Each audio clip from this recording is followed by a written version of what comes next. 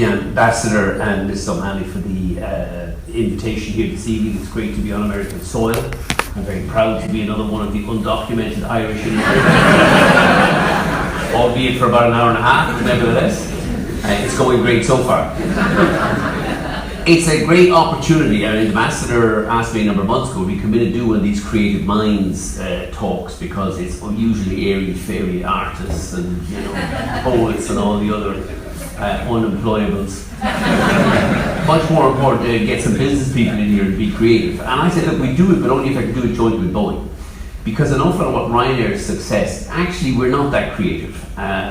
Most of the time I think we're quite destructive. Because we run around destroying what were failed business models, which was state-supported airlines or state-subsidised airlines. And they need to be destroyed, because frankly they are the past and they had no business in the past anyway. But we couldn't have done this, what we do in Ryanair, without first copying the model which was invented by another Irishman, Herb Keller in South West, who started the low-fare air revolution in the States in 1973-74. And he was the first one, and you need to be a real genius in 1973-74 to figure out, actually I can make a lot of money flying people around for $10. And the trick that he realised very early on was, I can only do it with Boeing aircraft. And you needed a really good aircraft and a well-designed, very reliable aircraft, because back in 1973 the airline industry operated with state-protected employees. They were generally run by ministers. Everybody knew that when an aircraft arrived into a gate, it took an hour and a half before it could push back again, because the pilots had to have a smoke. The cabin crew had to have a whinge. They had to contact their union rep to give out about direct catering or something else, and all that took usually about an hour and a half. And what Kelleher realised actually, that if you got a very, very reliable aircraft like a 737, and you got it in, and you didn't hang around smoking, whinging or anything else, and got it the hell back out of there in about 15, 20 minutes, you could fly 2, 3, 4 more flights per day per aircraft. So the success of the low-fare airlines is not based on some radical, revolutionary, technological brilliance. It's just based on some good old Irish common sense. Get the thing out of here faster, keep it flying for longer, and then lo and behold, instead of trying to rip everybody off for ludicrously high airfares, why don't we charge everybody really cheap airfares? And you'll fill the planes. And you'll fill the planes much more often, much more frequently, but only if you can do it with a really reliable aircraft. And I think that's why there's no secret that the two biggest low-fare airlines in the world, Southwest in the States, which dominates the domestic industry in the States, is an avowed Boeing 737 customer, and why the world's largest international airline, which is remarkable given that it's based in Ireland, not one of the great innovative aviation hubs around the world, although we are making it so, the largest international airline in the world is also an avowed Boeing customer, because Boeing build great bloody aircraft.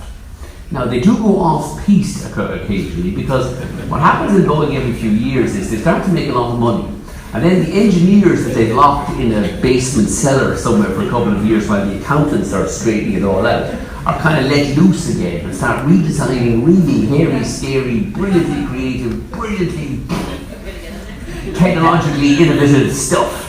Carbon fiber composites, defend yourself. Space exploration, all the rest of it. And they're brilliant at it, except like most engineers, they have no idea what the hell the bottom line is, and they spend money like it's water. Okay, Michael, I asked you about the MAX 200, not a history. So what we have been working on with Boeing for a number of years is how do we make the 737, which is a brilliant piece of engineering. You know, people have argued that the A320 and 737 is a better aircraft. The 737 is a better aircraft. It's been around for longer, it's far more reliable, it's a brilliant aircraft, as long as you can get it cheaply or reasonably cheaply from these guys, which is where you need to talk to the accountants and not the engineers.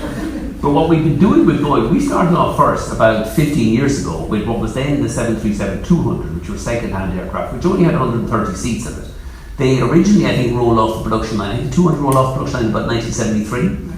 We then moved, they had moved then to a 400, which was, if you like, which was a 149-seat aircraft, and a bigger aircraft. And we were screaming at Boeing for years, any chance we get a bigger aircraft? And they then designed the 800, which had 189 seats, which everybody thought around the world is too big, because Southwest would not order an aircraft bigger than 149 seats. 149 seats meant you had only 3 cabin crew.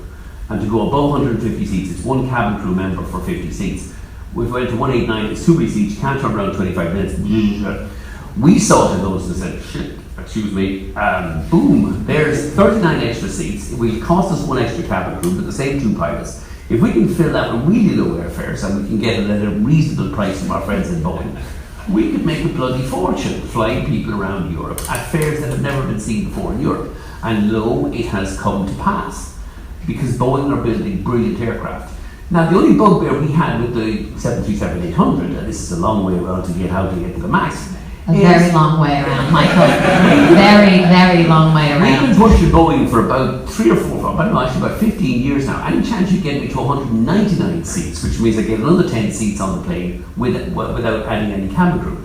And Boeing were going through one of these engineering phases where no, it can't be done, oh, it's very complicated, FAA, safety, and it's all about some kind of thing about emergency evacuation tests that were done in about 1967 when people moved slower anyway.